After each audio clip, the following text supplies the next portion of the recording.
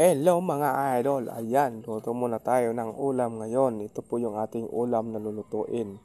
Mayroon tayong karne at ginisa natin muna para makalagasa bago ilagay natin yung ating mga gulay. Ayan, ginataan yan mga idol. Kaya napakaganda yan, napakasarap yan. Talagang pure na pure ang gata ang halo natin dyan mga idol. Kaya ganito lang magluto para simple lang.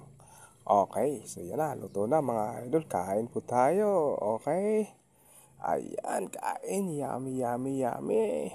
Talagang napakasarap ng luto natin dyan kasi pure gata yun mga idol. Talagang hindi yun galing sa pack. Kumbaga, kinudkod talaga yung gata na yun. Kaya yun ang masarap. Tapos haluan mo lang ng sari-sari na gulay. Ayun, masarap na yung kain natin dyan. Yan ang ulam natin ngayon mga idol. Kasi nakatatlong araw na yata tayo puro isda. So ibahin naman natin, kailangan karne naman muna ang ating uulamin.